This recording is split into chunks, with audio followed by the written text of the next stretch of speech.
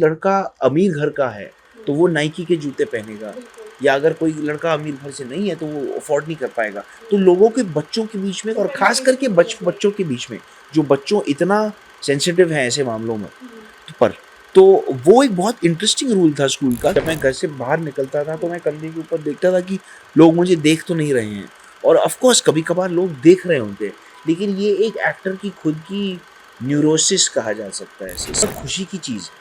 ये मैं ऊपर वाले को बहुत थैंक करता हूँ कि ये वापस आ गई है मेरी ज़िंदगी में। पहले हैप्पी न्यू ईयर जब निकली थी वो समय पे मोनोकल्चर हुआ करता था कि एक फिल्म आती थी जो पूरी दुनिया और समाज वही देखती थी, तो तभी उसकी वजह से लोग पहचानते थे मुझे। अभी क्या होता है कि अभी शायद अगर मैं बहुत ही गजब का काम करूँगा तो वो मुझे सड़क पर चलने को मना नहीं करेगा। और उनकी मैं बचपन से देखे जा रहा हूँ फिल्म, जैसे डरना मना है पहली दफ़ा मैंने देखी थी, उनका परफॉर्मेंस उसमें, या उनका परफॉर्मेंस लक्ष्य में, कितनी सारी फिल्मों में बहुत, मतलब सुशांत सर का मैं बहुत बड़ा फ़ैन हूँ। Hello everyone. Welcome to the new episode of Be Podcaster.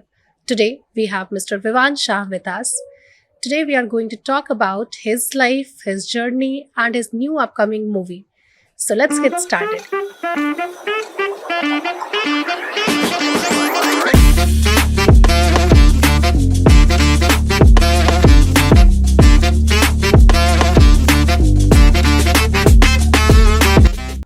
Hi Mr. Vivan. Hi Shambhavi, how are you?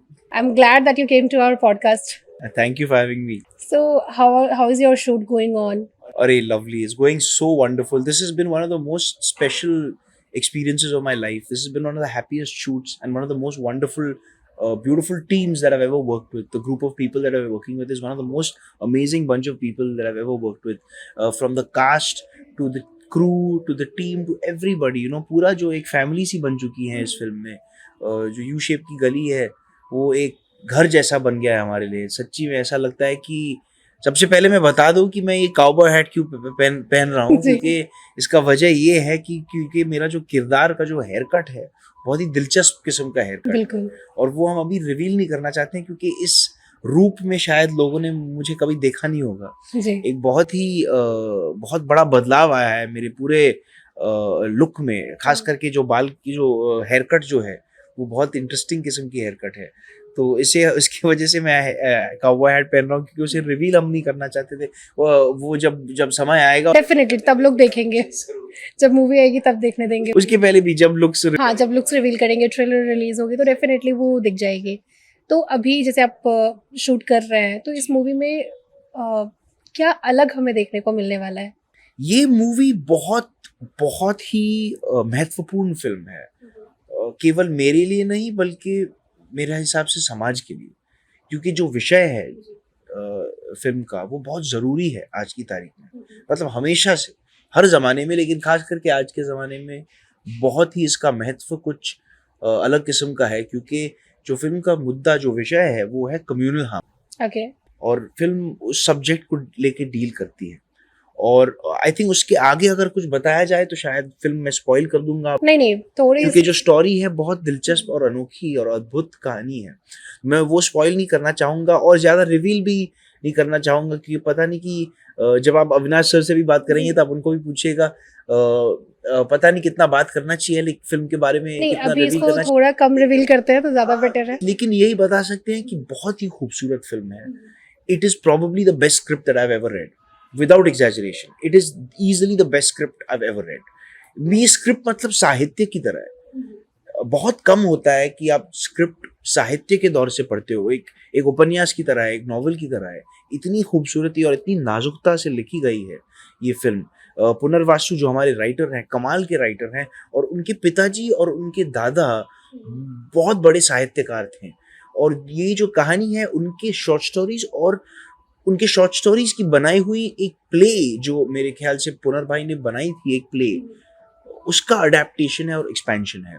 और I swear to God it's probably the best script that I've ever read. It's just such a beautiful script जो बहुत important subjects को examine करती हैं और illuminate करती हैं, प्रकाशित करती हैं हमारे दर्शकों के लिए और हमारे समाज के लिए। और हम बहुत प्यार और मोहब्बत से ये फिल्म बना रहे हैं और इसे पेश कर रहे हैं। क्योंकि हम सब की उम्मीद और इच्छा है कि समाज में प्यार, हमदर्दी, यूनिटी फैलाई जाए। बिल्कुल। तो इससे पहले कि हम और ज़्यादा मूवी के बारे में जाने, हम पहले थोड़ा आपकी पहले के लाइफ के बारे में चलते हैं।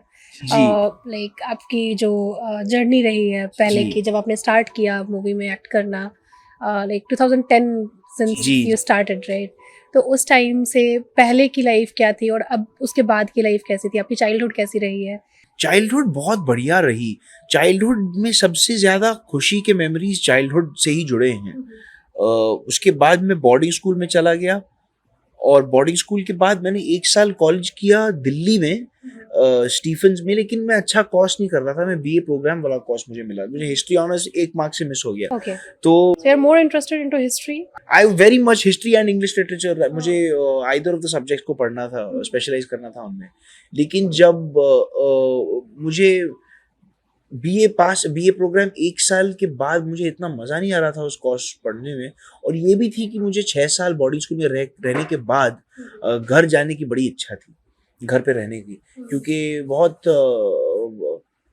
6 साल घर से दूर रहने का जो तजुर्बा था वो बहुत भारी भारी था, और उसे कॉलेज के लाइफ में और खींचा जाए वो बहुत भारी पड़ रहा था। आपकी ग्रेजुएशन दून से है ना? जी, लेकिन दून के बाद जब मैं स्टीफन्स में था 1 साल के लिए और घर से मैं जुदा था, तो मुझे बहुत घर की याद आती थी और बहुत दिल में मन करता था कि मैं घर जाऊं, क्योंकि 6 सालों के लिए मैं घर से जुदा था। तो वो 1 और साल दिल्ली में रहना अपना was a bit tough. Was a bit tough, वो बहुत भारी पड़ा मेरे लिए। हालांकि वो जो 1 साल का ड्यू का एक्सपीरियंस था बहुत ही कमाल का एक्सपीरियंस था और बहुत ही महत्वपूर्ण एक्सपीरियंस था मेरी लाइफ में। लेकिन उसके बाद मैं जय हिंद गया, सेकंड एंड थर्ड ईयर मैंने जय हिंद में खत्म कर दिया। थैंकफुली ट्रांसफर मिल गया, अपना क्या बोलते हैं कि रिपीट नहीं करना पड़ा साल को। तो और सेकंड ईयर में जब मैं जय हिंद में पढ़ रहा था 19 साल की उम्र में सात खून माफ मेरी जिंदगी में आ गिरी। तो वो मतलब सच्ची में वो जैसे खुदा का हाथ आके कोई चीज डाल देता है आपकी। So what was the story behind that? विशाल जी ने मुझे बोला कि ऑडिशन करना है तुम्हारा एक फिल्म के लिए जिसमें तुम नौजवान से लेकर 45 ईयर ओल्ड आदमी का किरदार निभाओगे। At the age of 19, you were playing At an the age actor of of 19, 45. exactly, and with the help of prosthetics and with the help of the brilliance and genius of Mr. Bharadwaj, I was able to do that. And also with what I've learned from my father in his imagination workshop, in his acting workshops, and everything that I've learned from him working, Your father is a brilliant actor. and everything I've learned working on the stage with him, I was able to apply it to my film acting work. And I think 19 या 20 साल की उम्र से मैं film actor ही मतलब वो मेरा profession है, वो मेरा वोकेशन है, वहां से मैं दाल रोटी कमाता। Was it from your childhood कि मुझे No, acting करनी है? I didn't want to be an actor when I was a child because वो समय पे सब लोग एक्सपेक्ट करते थे कि मैं बड़ा होकर यही बनूंगा। हाँ, because you are like family, exactly.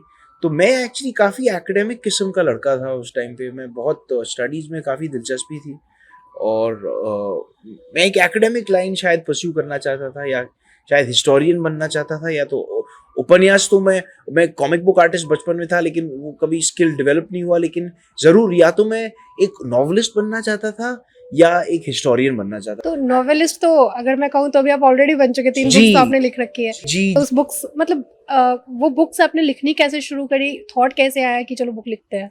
वो हमेशा से बचपन से एक आर्टिस्टिक सफ़र रहा है, चाहे वो कॉमिक बुक्स हो, चाहे वो नाटकों में हो, चाहे वो नाटकों लिखने में हो, चाहे वो उपन्यास लिखने में हो। ऑफ कोर्स हर बच्चों की तरह मैंने भी बचपन में एक सॉर्ट ऑफ फैंटेसी नॉवल लिखी थी, एक Lord of the rings type की नॉवल, जैसे हम सब करते थे उस समय पे, ग्रिम्स ब्रदर्स टाइप की, फेरी टेल टाइप की नॉवल मैंने लिखी थी। लेकिन वो तो बहुत जुवेनिलिया कहा जा सकता है, वो सीरियस काम नहीं था।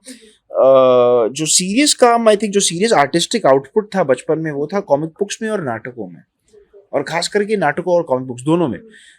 तो जो मेरी नाटक थिएटर की जो जर्नी रही है, उसने ही मुझे एक नॉवेलिस्ट बनाया है मेरे हिसाब से, क्योंकि अर्ली जवानी में 20s और टीन्स में मैं ज़्यादातर एक प्ले राइट ही था और स्क्रीन प्लेज भी लिखता था, लेकिन प्ले राइट था मैं। और जब प्ले या फिल्म खड़ा करने में या बनाने में थोड़ी सी कठिनाइयाँ आई, तो फिर 24 साल की उम्र में मैंने फैसला किया कि मैं जिंदगी भर साहित्य ही लिखूंगा, क्योंकि ये एक माध्यम है जिसमें आपको सिर्फ एक कलम और कागज की जरूरत पड़ती है, ना ही आपको किसी की फंडिंग की जरूरत पड़ती है। सिर्फ आपके सोच की जरूरत पड़ती है, आपकी मेहनत की जरूरत जी पड़ती है। जी जी, और ना ही किसी की फंडिंग और पैसों और रिसोर्सेज की जरूरत पड़ती है, और ना ही किसी और की वक्त की जरूरत पड़ती है। तो ये जो बहुत अहम चीजें हैं मेरे लिए, ये बहुत लिबरेटिंग है, क्योंकि ये मैं बिना किसी को तंग किए हुए अपना काम पैदा कर सकता हूँ, सिर्फ एक रजिस्टर या नोटबुक पर। वो कैनवस जो है रजिस्टर और नोटबुक का, वो मेरे लिए बहुत महत्वपूर्ण है, वो इम्पोर्टेंट चीज है। खास करके हम जैसे लोग जो थिएटर और फिल्म की दुनिया में आते हैं, जहां पर हमें अपना काम को पैदा करने में, उसको जीवित करने में बहुत सारी चीजों की जरूरत पड़ती है। तो ये मेरे लिए बहुत लिबरेटिंग चीज है, और ये मैं संदेश दर्शकों को भी देना चाहता हूँ कि कोई भी कला या माध्यम वो चुने जिनसे उन्हें खुशी मिले, और जो वो कर पाए, अपने पैशन को फॉलो पैशन करें। को फॉलो करें और उनकी जिंदगी में महत्व मिले, और जो एक प्रैक्टिकल चीज है जो वो कर पाए, जो एक सपना, एक ख्वाब जैसा नहीं है। मतलब ख्वाब और सपने भी देखने चाहिए, वो जरूरी, वो ऐसे नहीं कह रहा हूँ, वो भी अच्छी चीज होती है और वो भी महत्वपूर्ण चीजें होती बट अगर आप सपने भी देखते हैं तो एटलीस्ट आपको उसको पूरा करने के लिए जितनी भी चीज़ों की ज़रूरत है, आप उस वे में बढ़ रहे हो आगे, तो वो चीज़ें अचीवेबल हो जाती है। है। जी जी जी जी। अब मुझे एक चीज़ आप बताइए कि जैसे एक नॉर्मल आप ऑलरेडी एक स्टार के बेटे रहे हैं, तो अब जैसे बचपन में आप स्कूल्स जाते होंगे या कुछ, तो वहाँ पे क्या आपकी लाइफ थोड़ी डिफरेंट होती थी जो बाकी स्टूडेंट्स के होते थे? नहीं नहीं नहीं नहीं, वहाँ मेरी लाइफ बहुत अलग थी। बम्बई से या शोबिज या बॉलीवुड का कोई भी जुड़ाव नहीं था, ताल्लुक ही नहीं था वहाँ पे। वो एक अलग दुनिया थी। तो वहाँ पे किसी को फर्क नहीं पड़ता था कि आप कौन हो, या आप कहाँ से आए हो, अभी आप किसके बेटे हो, या कौन से परिवार से हो। ये सब बिल्कुल वहाँ पे कोई मायने नहीं रखता, उसका कोई फर्क नहीं पड़ता है लोगों पर। वो बहुत ही एक इक्वल ग्राउंड है, मतलब ऑलमोस्ट लाइक एक सोशलिस्ट तरीके से देखा जाए तो बहुत ही कमाल की चीज़ है। ये बहुत बढ़िया चीज़ है, क्योंकि हमारे स्कूल में भी एक रूल होता था, तो बहुत दिलचस्प किस्म का रूल किस था। और तरीके के ये रूल? रूल था कि आप अपने बाहर के जूते नहीं पहन सकते, आप अपने बाहर के कपड़े नहीं पहन सकते, ताकि लोगों में अंतर, जो सामाजिक अंतर जो है, चाहे वो इकोनॉमिक हो या सामाजिक हो या किसी भी रूप में। क्योंकि क्या होता था ना कि क्या अगर कोई लड़का अमीर घर का है तो वो नाइकी के जूते पहनेगा, या अगर कोई लड़का अमीर घर से नहीं है तो वो अफोर्ड नहीं कर पाएगा। तो लोगों के बच्चों के बीच में, और खास करके बच्चों के बीच में, जो बच्चों इतना सेंसिटिव हैं ऐसे मामलों में, तो वो एक बहुत इंटरेस्टिंग रूल था स्कूल का कि सब लोग इक्वल थे। चाहे आप चाहे आप बहुत ही अमीर घर से आए हो या अमीर घर से नहीं आए हो। और ये बहुत ही कमाल की चीज़ थी बॉडी स्कूल एनवायरनमेंट के बारे में, कि ये बहुत कमाल की इक्वलाइजर है। वो बहुत ही एक ऑलमोस्ट सोशलिस्टिक टाइप की सोसाइटी है। बहुत कमाल चीज़ है। जैसे जब आप मुंबई में रहते हैं या फिर अगर कभी घर से बाहर निकलते हैं या कुछ ऐसा, तो कभी ऐसा होता है कि मतलब लगता है कि नहीं, अब मैं सच में फेमस हो चुका हूँ? नहीं, ये एक्चुअली क्या होता है ना जी, ये अजीब सा एक ख्याल होता है कि जब, खास करके जब कई फिल्में की थी, जब मैं घर से बाहर निकलता था तो मैं कंधे के ऊपर देखता था कि लोग मुझे देख तो नहीं रहे हैं। और ऑफ कोर्स कभी कभार लोग देख रहे होते हैं, लेकिन ये एक एक्टर की खुद की न्यूरोसिस कहा जा सकता है, सेल्फ कॉन्शियसनेस या न्यूरोसिस। ये भी एक किस्म की बीमारी है, अच्छी चीज़ नहीं है।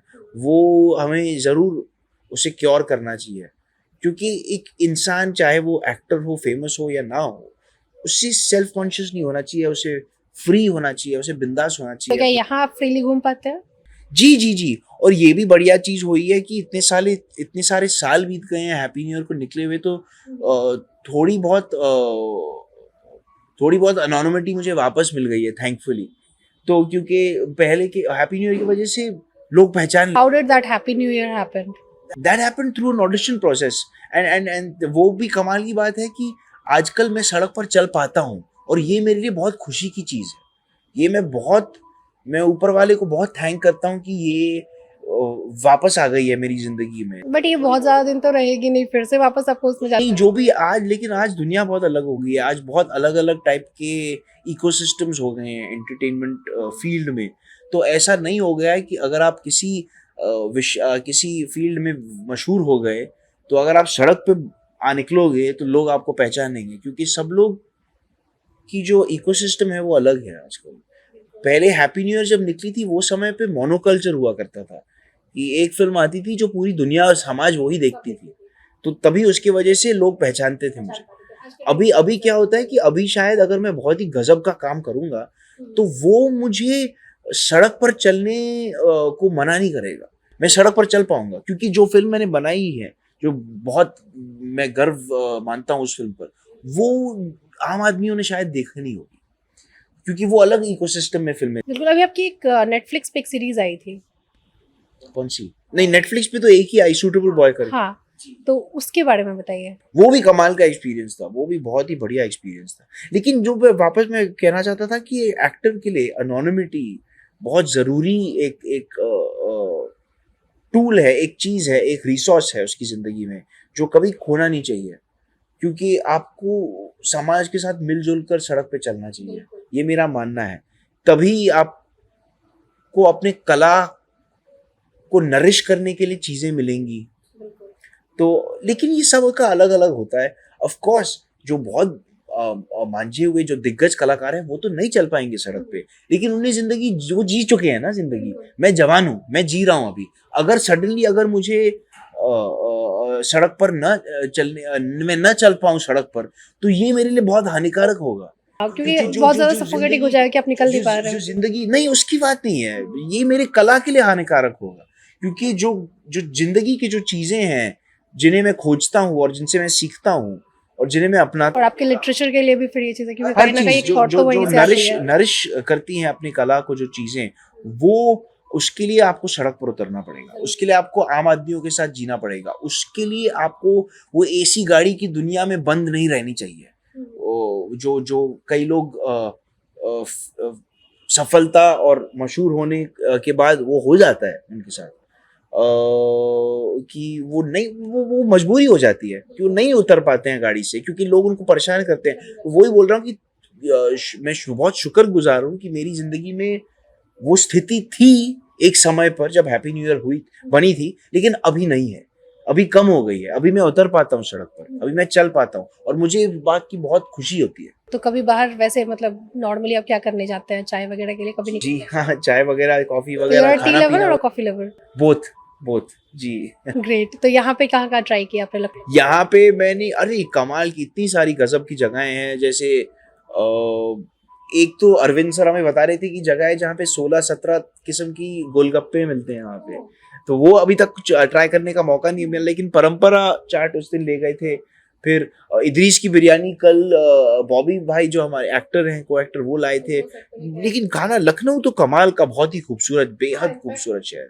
डजेंट मैटर आप कहाँ पे खा रहे हो, कहीं पे भी खाओ, आपको टेस्ट इतना अच्छा मिलता है। जरूर जरूर जरूर जरूर, लखनऊ का जो कल्चर है, जो जो हिस्ट्री है, जो इतिहास है, बहुत रिच। बहुत रिच, मतलब एक हिंदुस्तान का सीट ऑफ कल्चर कहा जा सकता था लखनऊ को।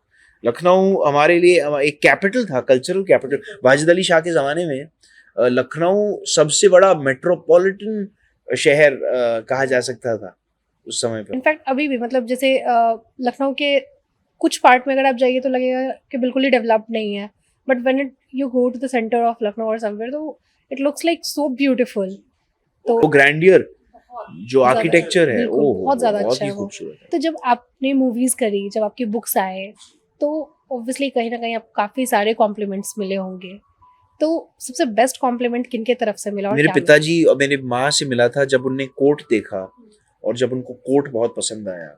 जो कोर्ट फिल्म मैंने बिहार में की थी संजय मिश्रा जी के साथ, वो मेरे लिए सबसे, कहा जा सकता है वो शायद मेरे लिए आज तक सबसे महत्वपूर्ण फिल्म है जो मैंने की है जिंदगी में, और सबसे महत्वपूर्ण तजुर्बा रहा था मेरी जिंदगी में, क्योंकि मेरी आंखें खुल गई वो फिल्म करते। एक अलग भारत को देखने को मिला, बिहार के इंटीरियर्स में हम गए और अलग ही दुनिया देखी, वहाँ पे अलग ही दिल, दिमाग और आत्मा खुल गया वहाँ पे, कॉन्शियसनेस एक्सपैंड हो गया।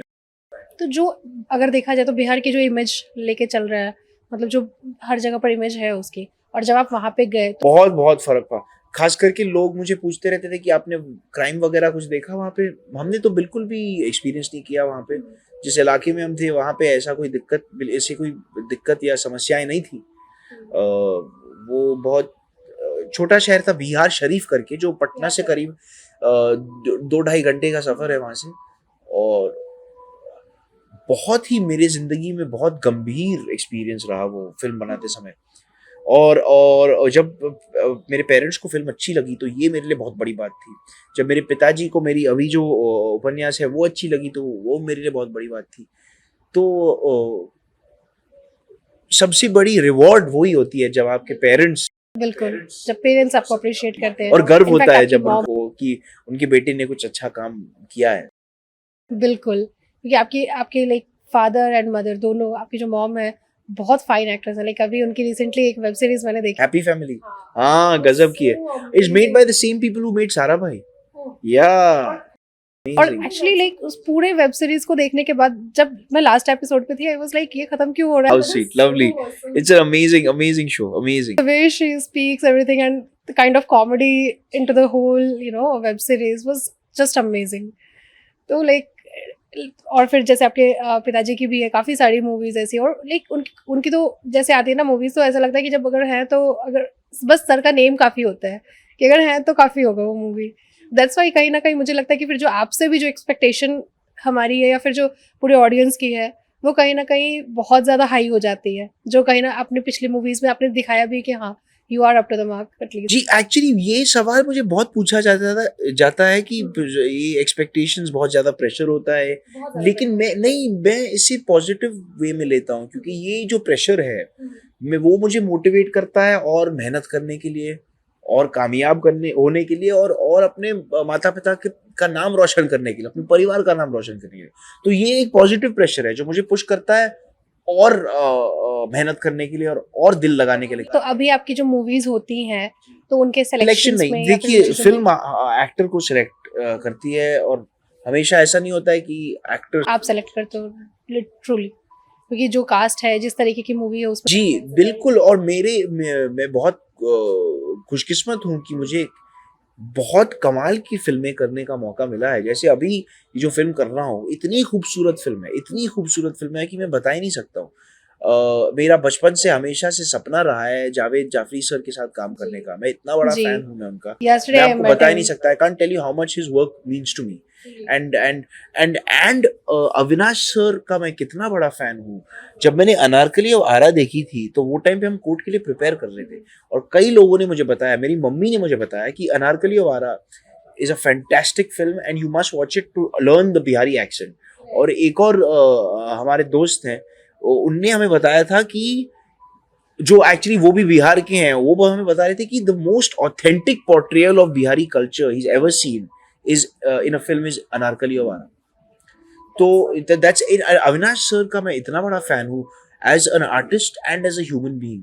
वो इतने कमाल के इंसान है ना, इतने कमाल के इंसान है ना वो अविनाश सर। वो बहुत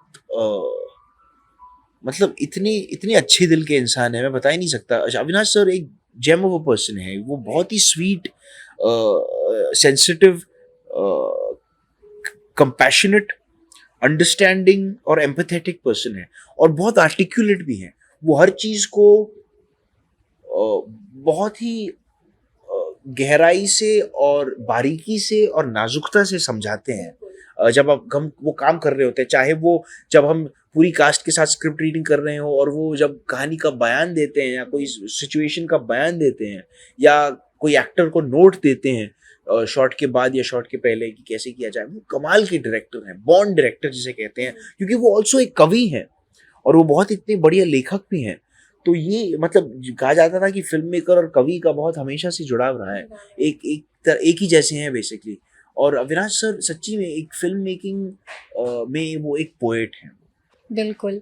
और मतलब मैं खुद पर्सनली उनसे मिली हूँ, तो जिस तरीके के वो इंसान है, लाइक काफी अच्छा लगता है वो। बहुत बहुत इतनी कल्चर्ड और तमीज और वेल मैनर्ड इंसान है, बहुत सेंसिटिव और ह्यूमेन और काइंड आदमी है, बहुत काइंड आदमी है। तो आप ये मूवी आपको कैसे मिली, यू शेप की गली? ये फिल्म अविनाश सर ने बुलाया हमको और उनने मुझे बताया कि वो मुझे मेरा काम पसंद करते हैं, और मैंने उनको बोला कि सर मैं तो आपका इतना बड़ा फैन हूँ, आपकी फिल्म का और आपका और मैं मतलब बहुत ये मेरे लिए भी एक सपना है उनके साथ काम करना। ये एक सपना पूरा हो गया, 2 सपने पूरा हो गए इस प्रोजेक्ट में। एक तो जावेद सर के साथ काम करने में और एक अविनाश सर के साथ। तो how is your experience with Javed? Javed sir के साथ इतना मजा आ रहा है यार, इतना मजा आ रहा है। जावेद सर और मैं एक ही मोहल्ले में बड़े हुए थे, तो हम एक दूसरे की भाषा बोलते हैं। सच्ची में ऐसी बात है, एक अलग टाइप की किंड्रेड स्पिरिट टाइप की रिलेशनशिप है जावेद सर के साथ। हम वो मेरे पिताजी के बहुत अच्छे मित्र हैं और उन्हें काम किया है साथ में। और जावेद सर का काम का मैं बहुत बहुत बड़ा फैन हूँ, और उनका भी as a human being and as an artist. He is such a sweet and caring and he's a beautiful mind and a beautiful soul. He's a wonderful human being. वो बहुत ही humane और compassionate. True that. I met him once. Like he was so, Very generous, sweet talking everything. and so humorous. Oh yeah, Humorous, exactly. constantly So- making everyone smile, constantly making everyone laugh. There's some people जो ऊपर वाले के लोग होते हैं, वो blessed लोग होते हैं, वो खुशी फैलाते One हैं। thing which I और जावेद सर वो है। one thing which I saw yesterday, like a bit funny because his almost in every movie he do funny part also and serious part also. So sometimes even if you're sitting in front of him or something, you'll find that type of thing in which he wants to make people laugh, right? Yeah, तो exactly. वो चीजें होती है कहीं ना कहीं. And he's one of the greatest mimics. वो किसी की भी नकल उड़ा सकते हैं। True that. Such a nice person. And Avantika जो कमाल की एक्ट्रेस है, जो इतनी बेहतरीन एक्ट्रेस है, कमाल की एक्ट्रेस है अवंतिका। उसके साथ काम करने में बहुत मजा आ रहा है, बहुत इंस्पायरिंग एक्ट्रेस है। और सुशांत सर जो जिनका मैं हमेशा से बहुत बड़ा फैन रहा हूँ और इतना प्यार करता हूँ उनके काम से, और उनको भी कमाल के आदमी हैं और कमाल की एक्टर हैं, और उनकी मैं बचपन से देखे जा रहा हूँ फिल्म। जैसे डरना मना है पहली दफा मैंने देखी थी, उनका परफॉर्मेंस उसमें, या उनका परफॉर्मेंस लक्ष्य में, कितनी सारी फिल्मों में बहुत, मतलब सुशांत सर का मैं बहुत बड़ा फैन हूँ। तो कमाल के अभी एक्टर। आप जो ये मूवी कर रहे हैं तो इसमें अभी आपको सबसे बेस्ट एक्सपीरियंस अभी तक का क्या रहा है? सब कुछ पूरा ऑल राउंड एक्सपीरियंस बहुत ही बेस्ट कमाल का रहा है। बहुत बहुत बहुत दिलचस्प और गंभीर एक्सपीरियंस। आने वाली कोई प्रोजेक्ट जिसके बारे में मतलब? हाँ, कई सारे। एक्चुअली ये वो रेयर एक प्रोडक्टिव ईयर है हमारे लिए। पिछले कई सारे साल मुश्किल दौर से गुजरे हैं, और कभी कभार डिसअपॉइंटमेंट्स, अप्स एंड डाउन्स। ऐसा समय था जहाँ पे चीज़ें हो नहीं रही थी, अच्छा काम मिल नहीं रहा था, और ऊपर वाले की कृपा से इस साल में सडनली चीज़ें निकल पड़ी हैं, गाड़ी निकल पड़ी है। तो मैं बहुत शुक्रगुजार हूँ इस बात। तो what kind of project we can so see in एक विशाल जी के साथ मैं फिर से काम कर रहा हूँ, और वो बहुत मेरे लिए जिंदगी में बहुत महत्वपूर्ण मोमेंट है मेरी लाइफ में। रियूनाइट कर रहा हूँ उनके साथ सात खून माफ के बाद, चार्ली चोपड़ा करके बहुत खूबसूरत फिल्म शो है और उसमें सारा पूरा परिवार है, हम सब लोग एक्ट कर रहे हैं जी। हम सब पांचों के पांच, मेरी बहन, मेरे भाई, मेरे माता, मेरे पिता, सब लोग। और उसके बाद पिछले साल मैंने एक शो किया था डॉक्टर्स करके, जो बहुत बढ़िया शो है। हरलीन सेठी और शरद केलकर के साथ, बहुत कमाल के एक्टर्स हैं उन दोनों के साथ, और बहुत सारा कमाल का कास्ट है, बहुत गजब का कास्ट है, उसमें बहुत सारे लोग हैं। वो है, एक चार्ली चोपड़ा है, एक और फाइनेंशियल थ्रिलर है जिसका अभी तक कोई न्यूज़ नहीं आया है तो उसका रिवील नहीं कर सकता हूँ। तो वो 3 उधर ही हो गए। कोर्ट 4 अभी रिलीज होने वाली है, और 5 यू शेप की गली। तो देखिए कितना, मतलब वो जब कहते हैं ना, जब ऊपर वाला देता है तो छप्पड़ फाड़ के देता है, तो वैसी हालात हो गई है। वो पर्टिकुलर जो आपका टाइम होता है, उस टाइम को आप कितनी पॉजिटिवली और कितने अच्छे वे में यूज करते हो, तो वो एक बहुत इंपॉर्टेंट होता है हर किसी की लाइफ में। तो कभी कोई एक ऐसा सिचुएशन आपके लाइफ में है जहाँ पे वेयर यू थॉट कि यू आर फेलिंग और समथिंग? या एब्सोल्युटली, वो तो बहुत हुआ है, और वो समय पे बस हिम्मत को छोड़नी नहीं पड़ती है, दम को पकड़ के रखना पड़ता है। If you want to share. नहीं, मैं कह रहा था कि आपने बहुत गंभीर सवाल पूछा है, और जरूर मेरी जिंदगी में कई ऐसे स्थितियां आए हैं जहाँ पे मुझे काफी असफलता का महसूस हुआ, और बस उस समय पे यही करना चाहिए कि हिम्मत को पकड़ के रखना चाहिए। वो बहुत जरूरी है। वो एक टेस्ट होता है, सिर्फ एक कलाकार का टेस्ट नहीं, बल्कि एक इंसान का टेस्ट होता है कि उसमें उसकी अंदर कितनी शक्ति है, जो अंदर ही शक्ति है, जो इंटरनल स्ट्रेंथ जिसे कहते हैं। और मेरे हिसाब से क्या है ना कि जिंदगी को दो हिस्सों में देखा जा सकता है, एक व्यापार के हिस्से में और व्यापार की नज़र से, और एक कला के नज़र से। तो असफलता हमें तभी महसूस होती है जब हम व्यापार के नज़रिए से ज़िंदगी को देख रहे हैं, जब हम सोच रहे हैं कि हम बाजार में, मार्केट प्लेस में और व्यापार में कितने सफल या असफल हुए हैं। और वो जो चीज़ है ना, वो बहुत खतरनाक चीज़ है, वो बहुत डेंजरस चीज़ है किसी भी इंसानी व्यक्ति के लिए। और लोगों को बस थोड़ा सा सोच विचार करना चाहिए इस विषय पर, क्योंकि हम लोगों को क्या होता है ना कि दुनिया, व्यापार और बाजार हमें कई बार ऐसा छोटा महसूस कराती है।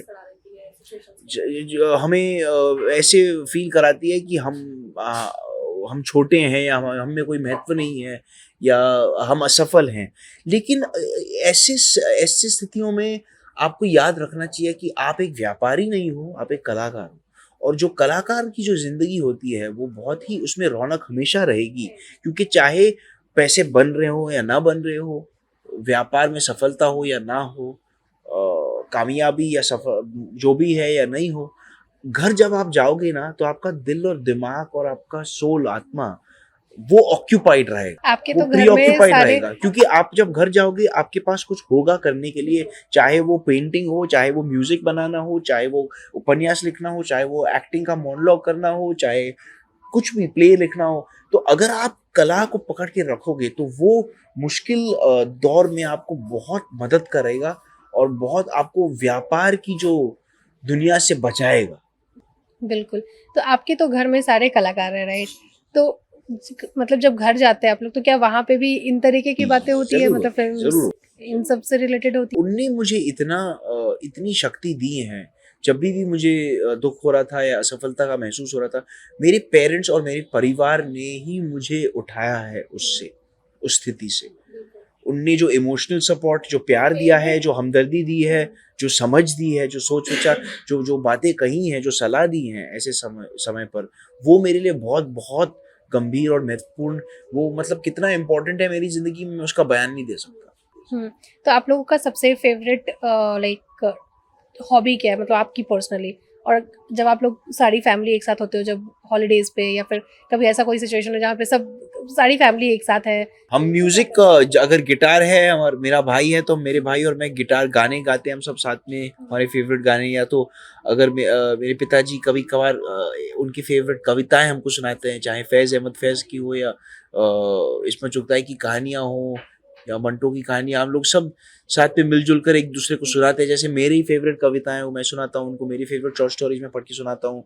अगर किसी ने कुछ लिखा हो तो हम एक दूसरे के साथ शेयर करते हैं। अगर कोई आइडिया है नाटक के लिए तो शेयर करते हैं। अगर कोई बहुत इंटरेस्टिंग किस्म की बहुत पुरानी फिल्म है जो जिनने हमें शायद नहीं देखी हो, तो हम वो देखेंगे साथ मिलजुल कर। तो बहुत सारी चीज़ें हम साथ मिलजुल कर करते हैं।